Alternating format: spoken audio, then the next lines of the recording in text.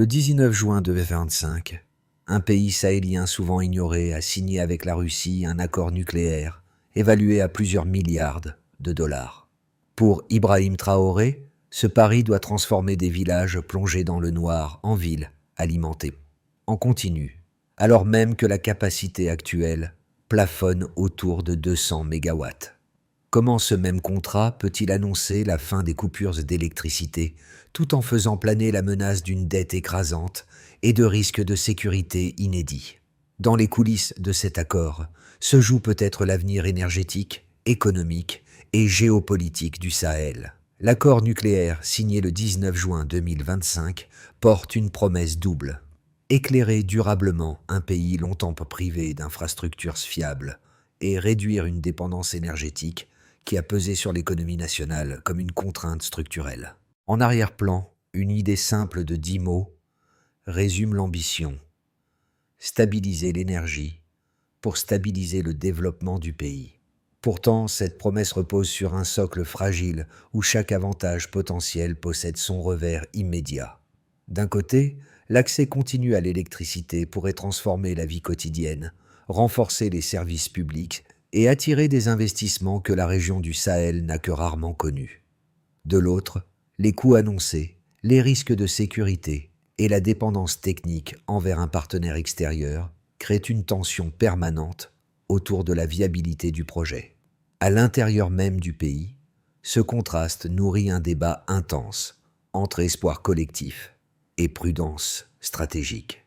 Un débat où les premiers résultats attendus pourraient donc décider de la perception durable de ce pari énergétique. La signature de l'accord le 19 juin 2025 à Saint-Pétersbourg a marqué un tournant pour le Burkina Faso. Ibrahim Traoré, après des mois de négociations discrètes, a officialisé le projet d'installer la première centrale nucléaire du Sahel, avec le soutien financier et technique de la Russie. Cette décision fait écho à l'ambition du leader de rompre la dépendance énergétique du pays, tout en stimulant l'économie locale par la création d'emplois et de nouvelles infrastructures. Cependant, l'initiative s'inscrit dans un contexte de scepticisme, notamment en raison des défis immenses auxquels le pays s'est confronté. Le Burkina Faso, avec ses ressources limitées, doit surmonter des obstacles géopolitiques et financiers majeurs. Le coût estimé de 5 milliards de dollars est bien plus qu'un simple chiffre. C'est le fardeau potentiel d'une dette colossale qui pourrait peser sur les générations à venir. Les bénéfices escomptés sont tout aussi significatifs, mais restent incertains. La centrale nucléaire devrait produire plus de 200 mégawatts d'ici 2029, un bond considérable par rapport à la capacité actuelle du pays, qui n'atteint que 200 mégawatts. Toutefois, les inquiétudes sur la gestion des déchets nucléaires, la sécurité de l'infrastructure face aux tensions régionales et la viabilité financière du projet persistent. Ces incertitudes sont amplifiées par la situation géopolitique de la région, où la présence de groupes armés et des conflits politiques voisins augmente les risques. Pourtant, Ibrahim Traoré reste convaincu que l'énergie nucléaire est la clé pour garantir l'indépendance énergétique et positionner le Burkina Faso comme un acteur stratégique en Afrique. Les prochains mois, marqués par les premières étapes de la construction, détermineront si ce rêve d'autonomie énergétique se concrétise ou se transforme en un défi insurmontable. Ibrahim Traoré n'est pas seulement le président du Burkina Faso, il est l'architecte d'une révolution énergétique. Son parcours, de militaire à dirigeant, lui a permis de forger une vision claire, offrir à son peuple une indépendance énergétique qui renforcerait la souveraineté nationale.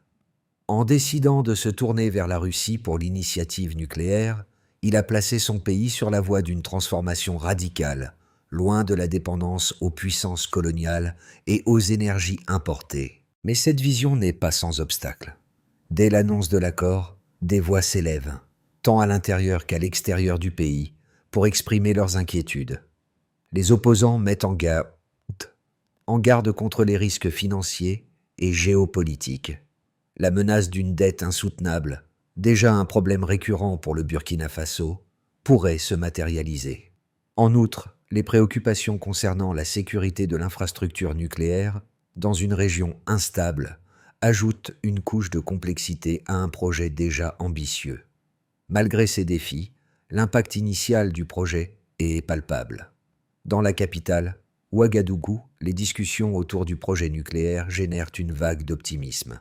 L'idée que les hôpitaux, écoles et usines, longtemps confrontés à des pannes de courant, puissent enfin fonctionner sans interruption, fait naître des espoirs de progrès. La promesse de formation spécialisée pour les scientifiques nucléaires et la création d'emplois dans la construction de la centrale offrent un sentiment tangible de changement. Le défi pour Ibrahim Traoré réside maintenant dans la gestion de ses espoirs, tout en assurant que les premières pierres posées ne se transformeront pas en obstacles majeurs. Le déclenchement du projet nucléaire commence réellement dès janvier 2025, lorsque le gouvernement envoie une délégation à Moscou pour entamer des discussions préliminaires avec Rosatom. Cette première phase, menée presque en silence, marque l'entrée du Burkina Faso dans une négociation technique et diplomatique complexe où chaque mot compte. Les échanges, encore discrets, révèlent rapidement l'ambition d'Ibrahim Traoré de rompre avec l'ancienne dépendance énergétique envers les puissances occidentales. Le pays, jusqu'alors limité à une capacité d'environ 200 MW, cherche une transformation structurelle capable de redéfinir son avenir économique et social. Cette dynamique initiale ouvre la voie à une accélération inattendue des discussions. Au fil des mois, la négociation prend de l'ampleur et gagne en visibilité, notamment lorsque les détails du projet se précisent lors de rencontres successives avec les experts russes. La Russie, acteur majeur du secteur nucléaire, accepte de financer une partie significative de l'infrastructure et de fournir un appui technique indispensable. Les discussions portent non seulement sur la construction de la centrale, mais aussi sur les domaines connexes tels que la formation scientifique, la médecine et l'agriculture. Cette coopération élargie confère au projet une dimension stratégique qui dépasse le simple cadre énergétique. Les observateurs internationaux perçoivent déjà que le Sahel pourrait entrer dans une nouvelle phase géopolitique. Le moment culminant survient le 19 juin 2025, lorsque l'accord est signé officiellement à Saint-Pétersbourg, devant la presse internationale. Ibrahim Traoré apparaît alors comme le symbole d'un tournant régional, déterminé à faire émerger une souveraineté énergétique longtemps considérée comme hors de portée pour un pays enclavé. L'annonce d'un réacteur nucléaire destiné à fournir 200 MW constitue l'un des gestes les plus audacieux jamais réalisés dans la région. Toutefois, cette signature ne dissipe ni les doutes ni les critiques, car les risques financiers, sécuritaires et politiques demeurent extrêmement élevés. La cérémonie, bien que solennelle, met aussi en lumière les tensions diplomatiques latentes entre les partenaires traditionnels du Burkina Faso et cette nouvelle orientation vers la Russie. Après la signature, les conséquences immédiates se matérialisent par les premières livraisons d'équipements lourds et le déploiement des équipes techniques russes. Dans les ministères burkinabés, des groupes de travail se forment pour préparer l'infrastructure d'accueil, les formations spécialisées et les protocoles de sécurité. L'arrivée de ces équipements symbolise la transition du projet, passant de la vision à l'exécution. Cependant, cette nouvelle phase s'accompagne de défis redoutables, notamment en matière de financement, de coordination institutionnelle et de protection des installations dans un contexte régional instable. La communauté internationale observe attentivement cette montée en puissance du projet, partagée entre admiration et inquiétude. La dernière étape de cette séquence est celle des premières inquiétudes officielles exprimées par les opposants politiques, les institutions financières et certains États occidentaux. Les risques de dette, les incertitudes techniques et les menaces géopolitiques sont placés au cœur des débats nationaux. Pourtant, Ibrahim Traoré persiste, convaincu que le pari nucléaire représente la seule voie réaliste pour sortir durablement de la pénurie énergétique. Cette conviction, mêlée d'audace et de pression politique, façonnent désormais un avenir où les réussites comme les revers auront un poids déterminant sur la stabilité du pays et sur la trajectoire du Sahel. Les premiers chiffres liés au projet nucléaire viennent d'être rendus publics et offrent un aperçu clair des enjeux économiques et énergétiques du Burkina Faso. Le coût total estimé du projet atteint environ 5 milliards de dollars, une somme colossale pour un pays dont le PIB ne dépasse pas quelques dizaines de milliards de dollars. Bien que l'investissement paraisse titanesque, il se justifie par le potentiel de la centrale à produire même 200 mégawatts d'ici 2029, ce qui représenterait un bond de 500% par rapport à la capacité actuelle du pays, limitée à 200 mégawatts. Cette transformation radicale de l'approvisionnement énergétique offrirait à l'économie burkinabé une stabilité accrue, réduisant la dépendance à l'énergie importée et évitant ainsi des coûts d'importation annuels estimés à plus de 2 milliards de dollars. Les chiffres de création d'emplois sont également frappants. Selon les prévisions, la construction et l'exploitation de la centrale nucléaire devraient générer jusqu'à 10 000 emplois directs et indirects. Cette dynamique de création d'emplois dans des secteurs spécialisés comme la construction d'infrastructures nucléaires, l'ingénierie et la formation en sciences nucléaires pourrait revitaliser une économie en quête de diversification et de développement durable. Ces chiffres font écho aux ambitions d'Ibrahim Traoré, qui a toujours souligné l'importance de l'éducation et de la formation comme levier de développement pour son pays. Cependant, les coûts du projet ne sont pas les seuls chiffres à prendre en compte. Selon les dernières évaluations, le projet pourrait également nécessiter un financement complémentaire pour couvrir les risques de dépassement de coûts, qui ne sont pas rares dans des projets aussi complexes. L'éventualité de dépasser les délais de construction, estimés entre 5 et 7 ans, expose le pays à des coûts supplémentaires importants, notamment pour la gestion des risques et des imprévus techniques. De plus, la collaboration avec la Russie soulève la question de l'influence géopolitique et de la gestion des relations financières. Ces coûts imprévus pourraient faire basculer l'équilibre financier du pays si le projet rencontre des obstacles majeurs pendant sa mise en œuvre. La question de la gestion des déchets nucléaires est également soulevée, avec des coûts supplémentaires pour le stockage sécurisé des matériaux radioactifs à long terme. Ces chiffres, bien que nécessaires, viennent alourdir un projet déjà risqué, exacerbant les préoccupations des analystes internationaux et des institutions financières, qui s'interrogent sur la viabilité à long terme du modèle économique choisi par Ibrahim Traoré. En dépit des incertitudes financières et techniques, les bénéfices attendus à court et moyen terme sont clairs. Selon les prévisions, le pays pourrait réduire ses dépenses d'importation d'énergie de 2 milliards de dollars par an, tout en libérant des ressources pour d'autres secteurs clés comme l'éducation et la santé. Cela offrirait à Ibrahim Traoré une opportunité sans précédent pour renforcer son pouvoir économique et politique sur la scène internationale. Les critiques du projet nucléaire avancent d'abord un argument central, la sécurité. Construire une centrale dans une région comme le Sahel, confrontée à l'instabilité politique et à la présence de groupes armés, amplifie le risque d'attaque sur les infrastructures sensibles. Selon eux, une installation nucléaire, même sous haute surveillance, demeure vulnérable dans un environnement où les lignes de sécurité sont difficilement contrôlables. À cette inquiétude s'ajoute la gestion des déchets radioactifs, un défi majeur pour un pays en développement dont les infrastructures de traitement restent limitées. Les opposants estiment que ces deux risques combinés pèsent lourdement dans la balance.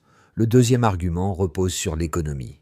Pour ces détracteurs, le coût estimé de 5 milliards de dollars risque de creuser une dette déjà critique. Ils craignent que le maintien du financement dépende trop fortement du partenariat avec la Russie, ce qui pourrait placer le Burkina Faso dans une forme de dépendance politique et financière.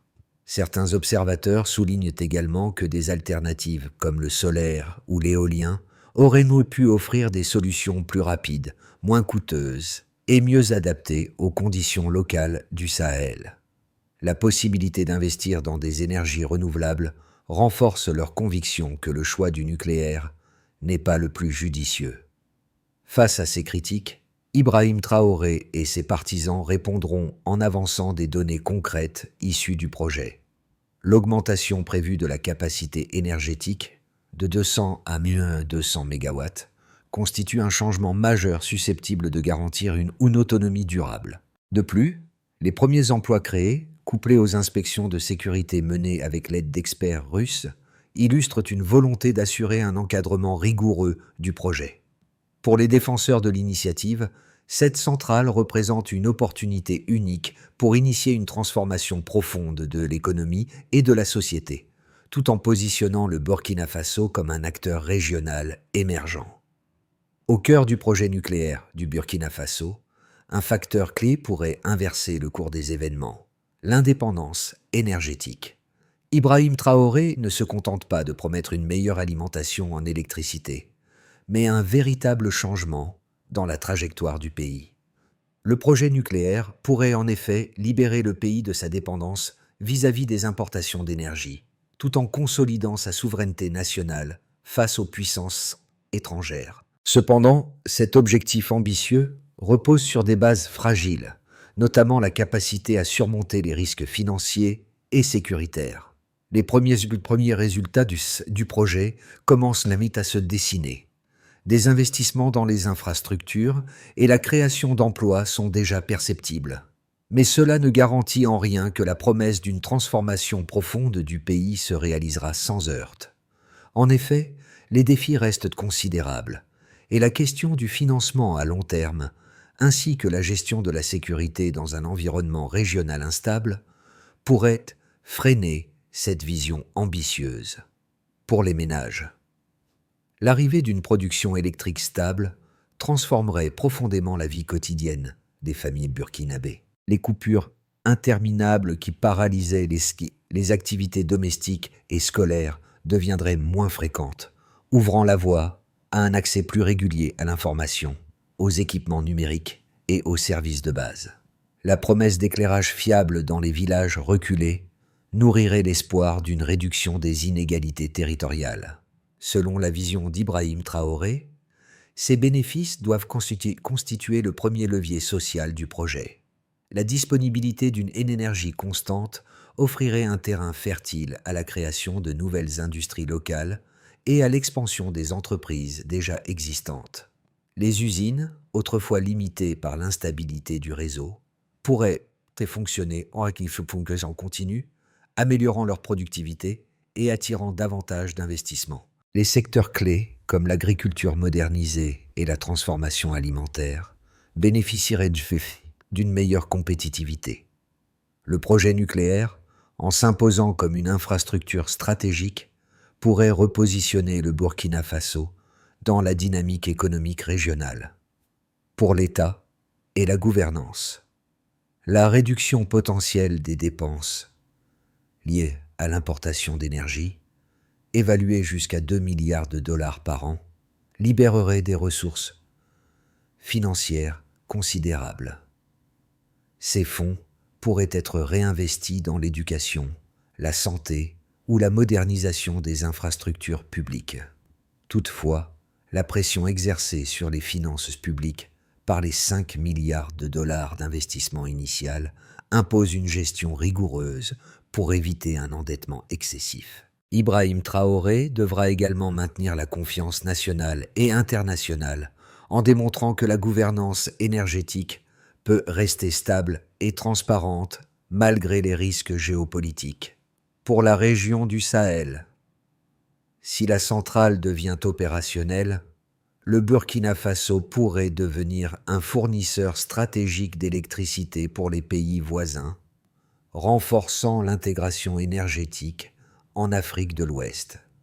Cette évolution modifierait les rapports de force régionaux et créerait une nouvelle dépendance positive autour d'un acteur auparavant marginalisé sur la scène énergétique. Cependant, la présence de groupes armés dans certaines zones du Sahel représente un risque majeur pour les infrastructures critiques et nécessite un dispositif de sécurité renforcé. Les implications géopolitiques seraient en déterminante pour la stabilité du projet dans son ensemble. Dans l'ensemble, ces effets potentiels montrent que la trajectoire du pays dépendra autant de la gestion technique du projet que de la capacité d'Ibrahim Traoré à naviguer entre espoir, contraintes financières et pression géopolitique. Dans le meilleur des cas, le projet nucléaire pourrait respecter son calendrier de construction. Les premières livraisons d'équipements lourds en provenance de Russie se feraient dans les délais, et les financements nécessaires seraient maintenus, permettant la mise en place des infrastructures critiques. Cette dynamique générerait un véritable tournant dans l'autonomie énergétique du pays.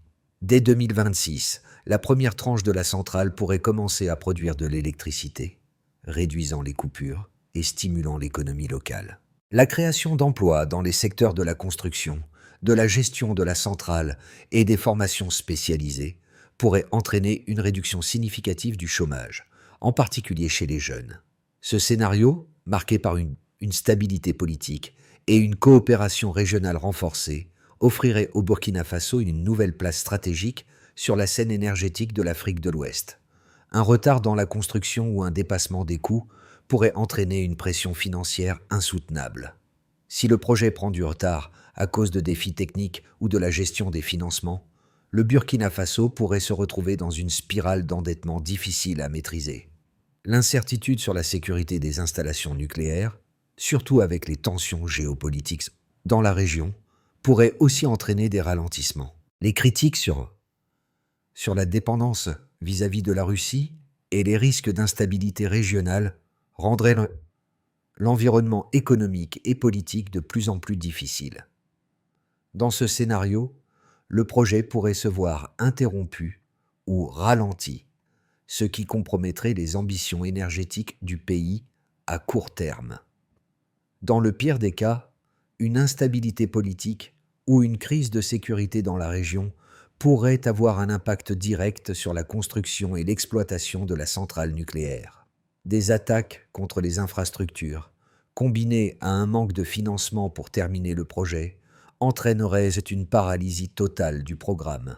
De plus, des imprévus financiers, tels que des hausses de coûts non anticipées ou des problèmes de gouvernance, pourraient mener le Burkina Faso à une situation de faillite énergétique, sans possibilité de retour en arrière. Le pays pourrait se retrouver dans une position extrêmement vulnérable, avec un projet nucléaire inachevé et des dettes colossales, ce qui nuirait gravement à sa stabilité économique et politique.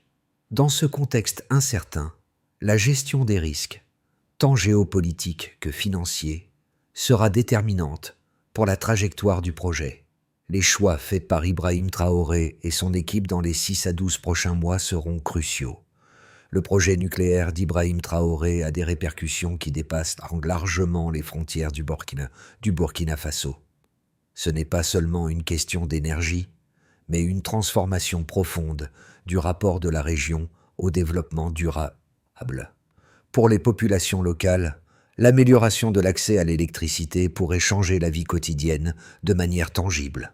Imaginez un avenir où les hôpitaux n'ont plus à fermer à cause de pannes de courant, où les écoles peuvent maintenir leur équipement informatique sans interruption, et où les entreprises locales prospèrent grâce à un approvisionnement fiable en électricité. C'est cette vision que le projet de centrale nucléaire promet de réaliser. Pour ceux qui vivent dans les zones rurales, le fait de pouvoir allumer une lumière en toute confiance ou d'accéder à l'information en temps réel pourrait transformer les conditions de vie. Cela ouvrirait également de nouvelles perspectives économiques, comme l'accès à l'eau potable, la possibilité de créer des entreprises locales et même de connecter davantage de communautés entre elles. Le rêve d'une Afrique indépendante sur le plan énergétique, propulsée par ses propres ressources, devient plus proche de la réalité. Mais les sceptiques, tout comme les partisans, doivent comprendre que ce projet est bien plus qu'une centrale. Il s'agit d'un symbole d'espoir, d'indépendance et d'aspiration à un avenir meilleur pour les générations futures. C'est la chance d'écrire une nouvelle page dans l'histoire de la région.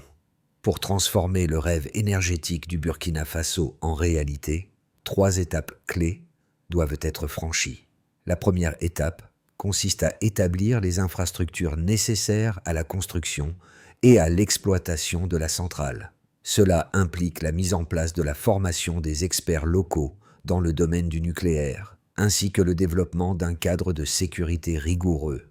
Des partenariats avec des institutions russes et internationales joueront un rôle crucial pour garantir que la centrale soit non seulement construite, mais également exploitée dans des conditions optimales. La deuxième étape se concentre sur la mise en place d'un réseau national fiable. Cela implique la construction de lignes de transmission électrique robustes pour relier la centrale nucléaire aux zones qui bénéficieront de l'approvisionnement en énergie. La création d'un système de stockage de l'énergie, qui permettrait de réguler l'approvisionnement en fonction de la demande, sera également une priorité. Ce réseau permettra de distribuer l'énergie non seulement à la capitale, mais également dans les régions rurales qui ont longtemps été négligées. Enfin, la troisième étape concerne la gestion financière du projet. Ibrahim Traoré et son équipe devront trouver des mécanismes de financement viables pour soutenir la construction, tout en minimisant le risque d'endettement excessif. Le recours à des prêts à faible taux d'intérêt et des partenariats avec des investisseurs internationaux pourrait aider à éviter que le projet ne mette trop de pression sur les finances publiques. La transparence dans la gestion de ce projet sera essentielle pour maintenir la confiance des citoyens et des partenaires internationaux. Ces étapes, bien que complexes, offrent un cadre solide pour garantir que le projet nucléaire puisse réussir et porter ses fruits pour le Burkina Faso à long terme. Au cœur du projet d'Ibrahim Traoré, une vision claire se dessine, celle d'un Burkina Faso libéré de sa dépendance énergétique.